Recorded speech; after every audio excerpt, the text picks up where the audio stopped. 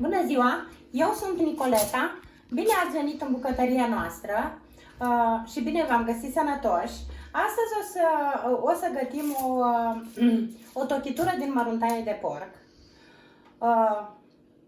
Bineînțeles cu mămăliguță, brânză, ochiuri, dar mai întâi să vă prezint ce am eu aici. Aici am doi rinichi, două inimi, două bucăți de splină, o bucată de carne de porc, două bucăți de limbă, o bucată de ficat și plămânul. Eu le-am spălat, cum se văd, dar vreau să le tai bucățele și să le mai spăl din nou. De aceea o să vă arăt cam cum o să le tăiem, cam așa, bucățele o să vină.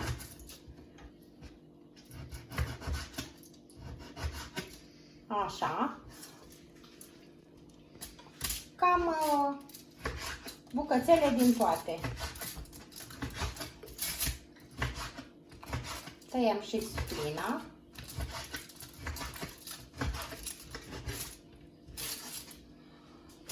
Rinichiul o să-l tăiem întâi în jumătate, mai apoi eu vreau să-l tai bucățele mai mici, nu e exagerat de mici, dar oricum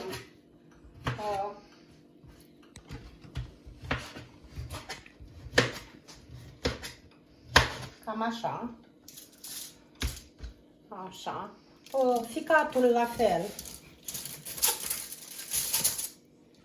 o să-l tai la fel bucățele.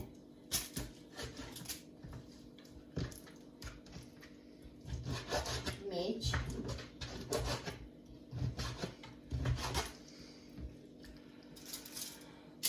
Inima în două, întâi, apoi la fel bucățele mici,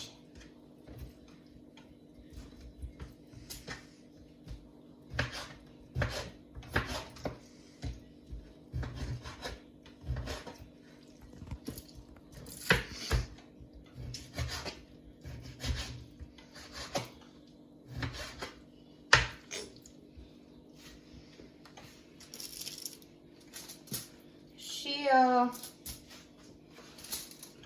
din plămân la fel o să tăiem bucățele mici.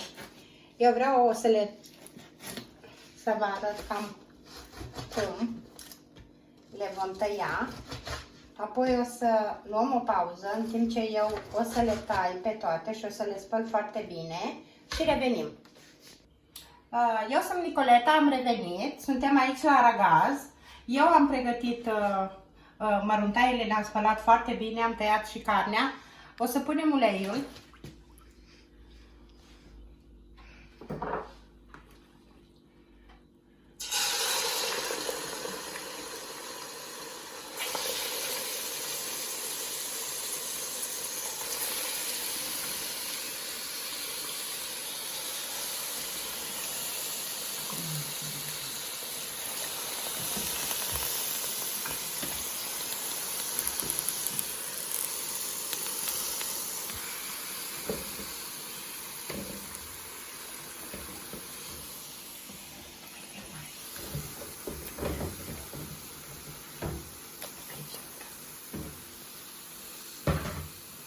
Pus măruntaiile toate, deci am folosit 2 rinichi, 2 inimă, 2 bucăți de splină, 2 bucăți de limbă, plămân și ficat. Și aici avem carnea.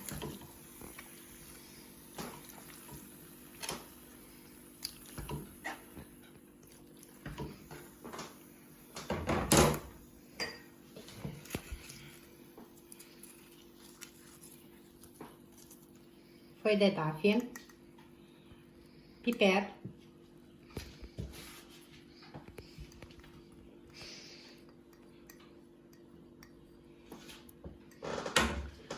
și sarea.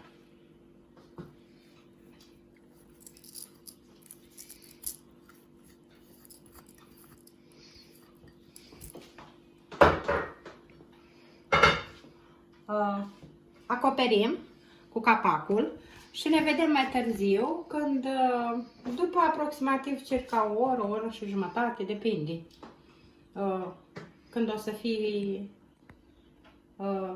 carnea fiartă și prăjită, normal. Am revenit cu tochitura noastră.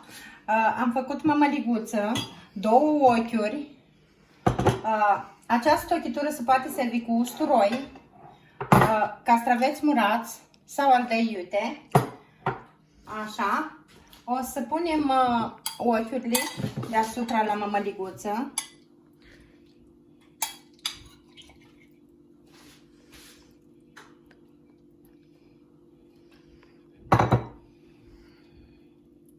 Așa.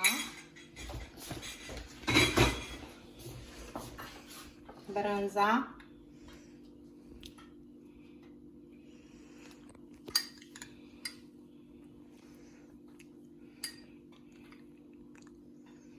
Deci se poate servi foarte bine cu brânză, mămăliguță și tochitura.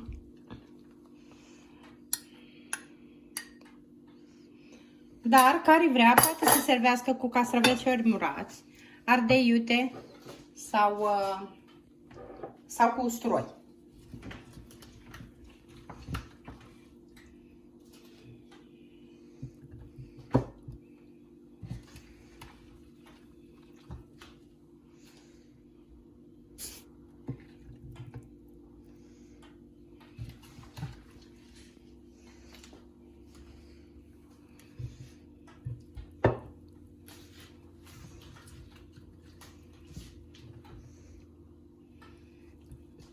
Ne cerem scuze dacă video nu este foarte bine făcut, pentru că sunt filmată de copilul meu pe un telefon.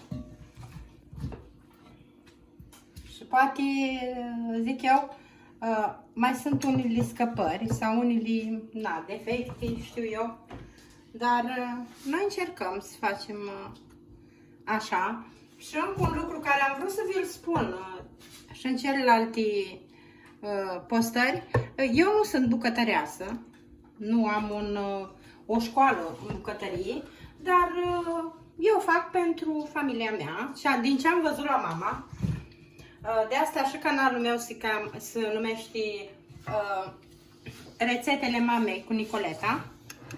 Așa, adică eu fac ce am văzut la mama, nimic mai mult. Și încerc să împărtășesc și cu voi ce am învățat eu de la mama.